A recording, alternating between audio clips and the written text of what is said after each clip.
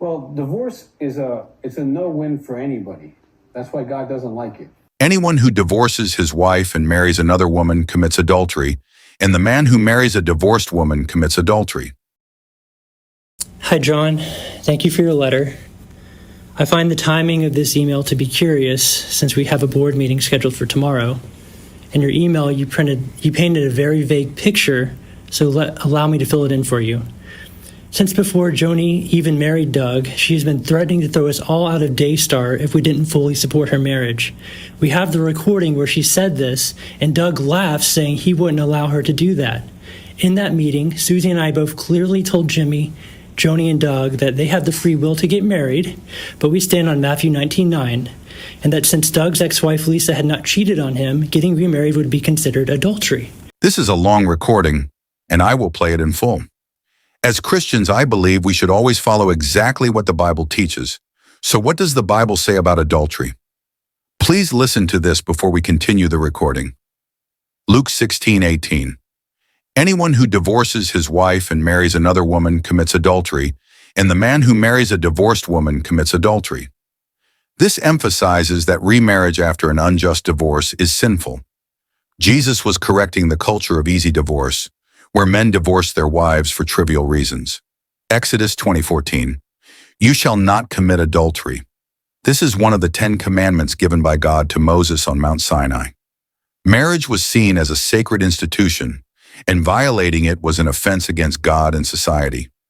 1 Corinthians 7:10-15. Paul teaches that a believer should not divorce their spouse. If they do divorce, they should remain unmarried or be reconciled. If an unbelieving spouse leaves, the believer is not bound and may remarry. This introduces the idea that abandonment by an unbelieving spouse may allow remarriage. I believe that both Doug and Lisa Weiss were faithful Christians, as referenced in 1 Corinthians 7:10-15. Given this, why would Doug choose to remarry as a believer? Leviticus 20:10. Adultery was punishable by death. This law states, if a man commits adultery with another man's wife, with the wife of his neighbor, both the adulterer and the adulteress must be put to death. This harsh penalty emphasized the seriousness of adultery in Israelite society. So we asked that they honor our stance. To show support for my mother in her decision, we attended her wedding because we love her. The decision is between her and God. Romans 7:2-3. A married woman is bound to her husband as long as he is alive, but if her husband dies, she is released from the law of marriage. If a spouse dies, the surviving spouse is free to remarry without it being considered adultery. This shows that marriage is a lifelong covenant, but ends at death.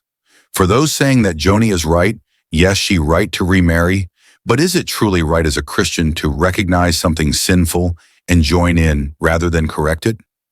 I believe she chose to bypass divine principles to satisfy her emotional desires or fleshly cravings.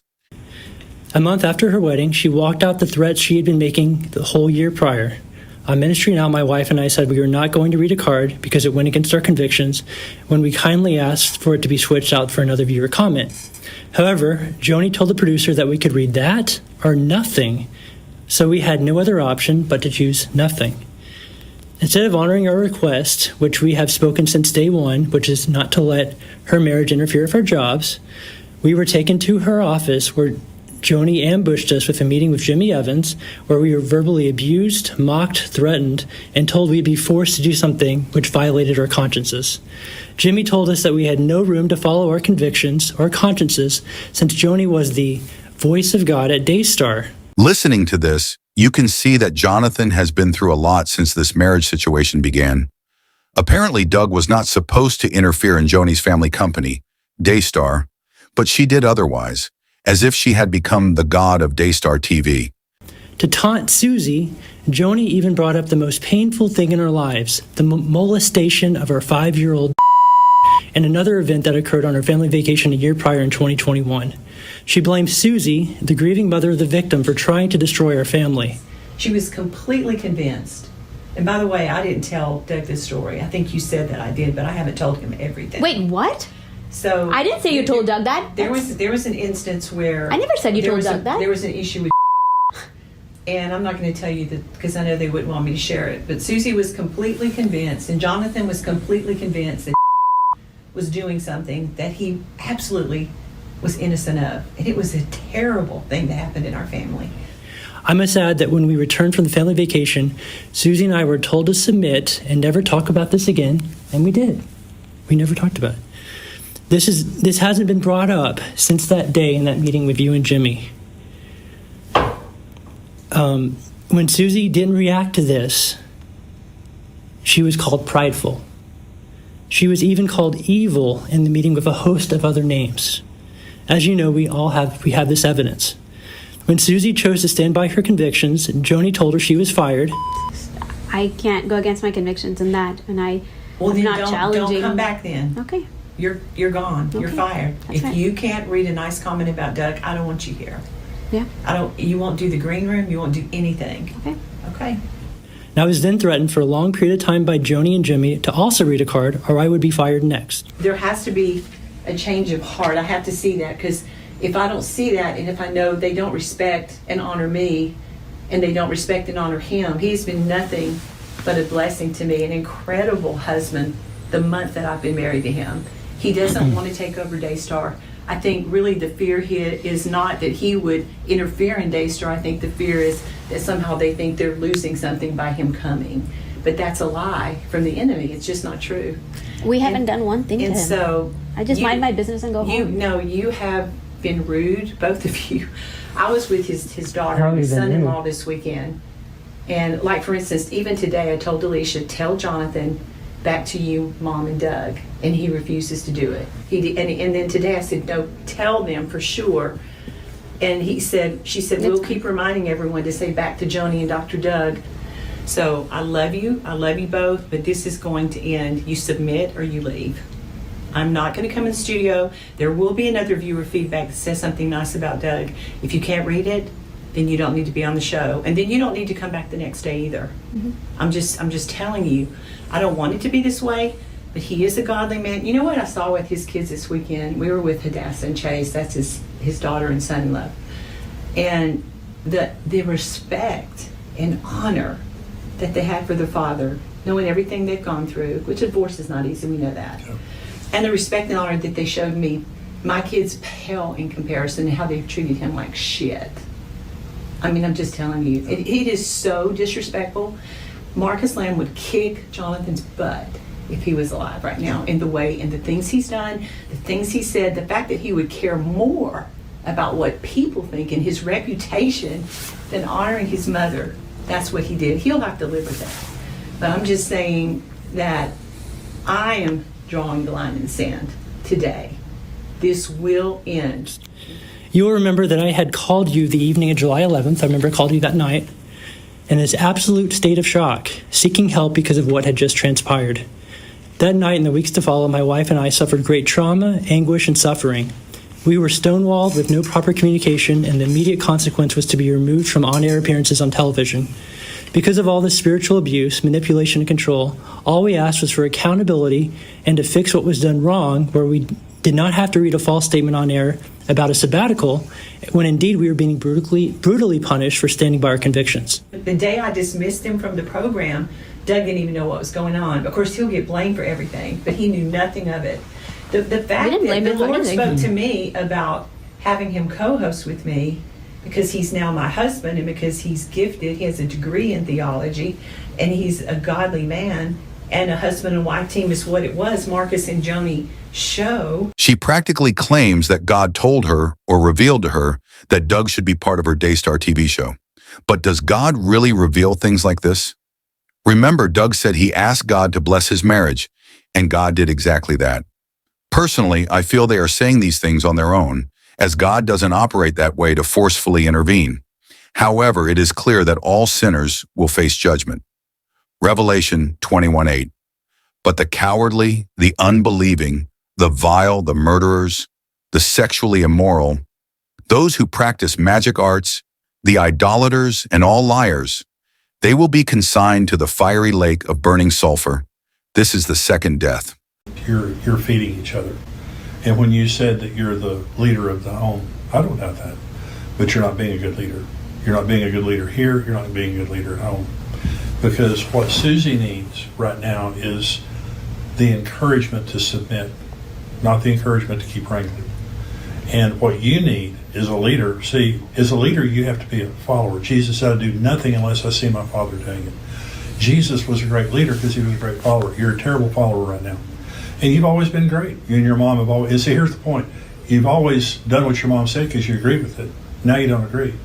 A follower does, when Jesus said, not my will, but yours be done in the Garden of Gethsemane, what he was saying is, every bone in my body doesn't want to do this, but I'll do what you want, not what I want. That's the only reason we have a Savior, is he did that. So right now you're saying, not your will, my will be done. You're insisting that you get what you want related to Doug. And that's not going to happen. You have been the most loyal and faithful son. But you don't have nothing to fear from me. But I am putting my foot down on this. And you either come along with me or you leave. And I don't want you to leave. He's on everything I own. He's the only child that is on every account. He could steal all my money right now if he wanted to. That's how much I trust him. If my actions don't show my trust and love for him, I mean, can you believe that? Doug signed a prenup. He knows he'll never have a position of leadership here. But is he my husband? Is he called alongside? Has he been a tremendous blessing to me? Do I go home to him at night? Does he fill a void that God knew I needed to carry the load that I'm carrying right now? Do I take it very seriously, what I do? Will I continue to take it seriously? Has Daystar grown more in the last year than at any other time in its existence? Probably because Marcus Slam's on the other side helping us. We know that. Daystar has always stood for marriage and against censorship. These were our beliefs to the core, and when Daystar has taken a wrong turn with my mother's actions, we don't just go along with it. We want things done right before God. So I have spent days and days on my face before God because all I've ever known is submission. I have never been one to challenge anything. The reason you said you don't know where it turned is because I started to feel all sorts of things in my spirit where it just didn't sit right. And my form of submission is doing my little job here and going home to my kids. I don't ever question anything you do. I just stick to that. I have one boundary, whereas I won't fake something. I don't feel it's my conviction. And if on those grounds you have to fire me, then you have to do that. But I do my job. I talk about God. And I feel like that is reasonable. Susie, you said that your job was to talk about God. That's not your job. Your job is to do what she says. Even if it goes against my convictions. If your convictions are so strong, you need to quit. I'm not going to quit. God has not given me permission. If I'm fired, that's fine. But I don't have permission from God to do it. Yeah. And what we're saying in here today is submit or leave. And so you're saying you'll have to fire me. So she needs to know that. I don't have permission from God to leave. I've felt uncomfortable on the show. I've been trying to process my own way. It'll be your decision. You'll either submit or you'll leave. I mean, and I will fire you is submission. if you don't submit. That's what you have to do. That's what will happen. That will be your decision. Same thing with you, Jonathan. Not mine. My job is the Daystar is ministry to God, not talking about Doug. But if that is coming against you, is not your ministry, is not your responsibility. You wouldn't have a ministry today if it weren't for Daystar. You're right. Nobody would know who you are. Right. And so with that comes great responsibility. Yep. So a lot of things in the heart have been revealed through this process that I see. Your job is to please her. When she has a smile on her face, you did your job. Your job is not to come and talk about God and go home. Your job is to come and please the boss and go home. So she's not pleased. She's not happy.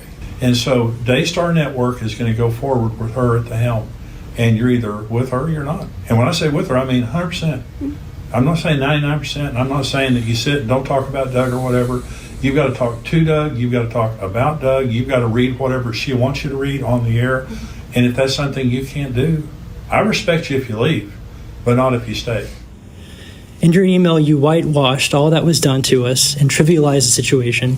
We have always stood for truth. Though all this has been done to us, Susan and I have ever been willing to run towards peace and true reconciliation. For that, there must be genuine repentance. You can do that.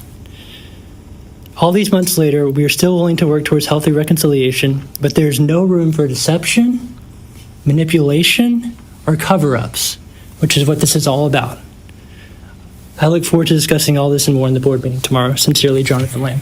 I need to reiterate in that meeting, Jimmy said if you can't submit to the authority, you need to remove yourself. And she said, he said, would you read a viewer comment? And she said, no, I didn't. And That's I not- said, you have basically fired. That's not what the recording says. You submit to my authority or you don't. It's not a lie. It's a lie if I say something that I don't It has believe. nothing to do with you. If I say something, I don't believe Doug's a good it. man.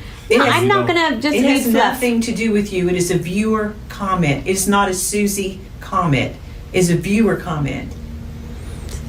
I can't go against my convictions in that, and I'm Well, then not challenging. don't come back then. Okay. You're gone. You're Okay. fired. And Doug Weiss has been nothing but an incredible blessing to me. I'm as happy as I have ever been in my life. That may be hard for you to hear. You're happier now than you've ever been with Dad? I am happier now than I've ever been. Even happier than we were with Dad? I loved your dad with all my heart, okay? They're two different men.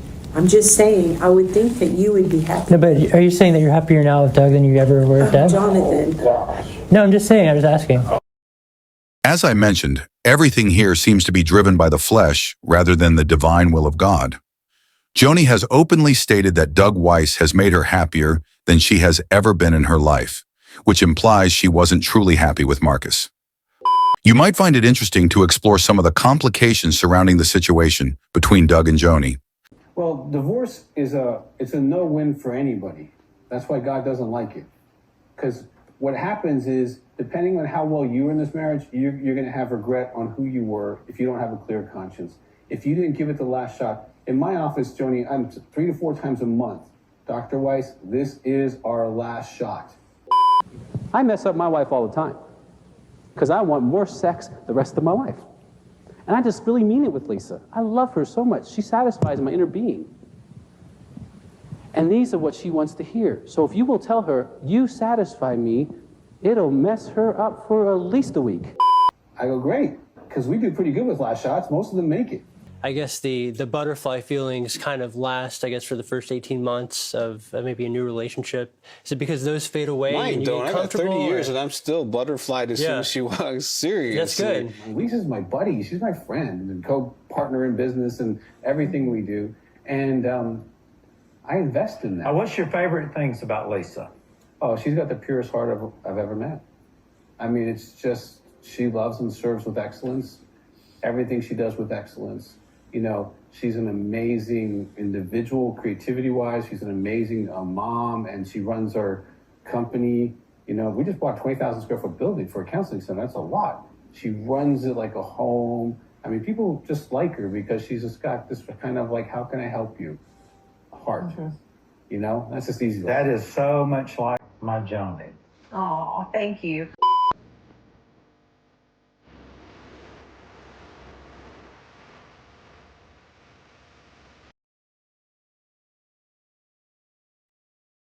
He constantly praised his wife, the same wife he divorced without any tangible reason. While married to Lisa, he claimed that God spoke to him many times. Now the same God supposedly told him to divorce her and even sponsor his new wedding, according to him. It's clear that many people are using the phrase "God told me" as a tool for personal gain. Doug Weiss, I want to say this, you, whether you like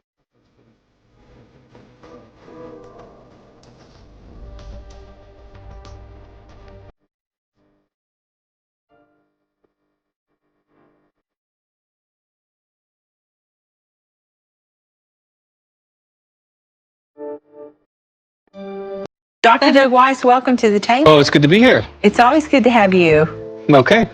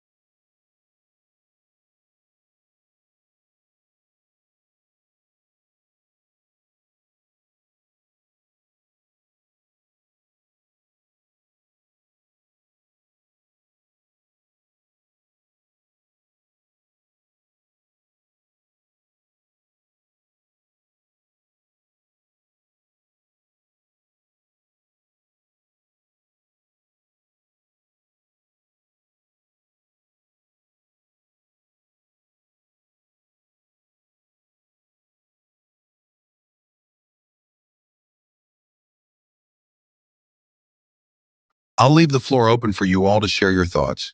Please drop your comments on this situation, as I'll be reviewing feedback from many people worldwide, especially real fans of Daystar television and clients of Doug Weiss.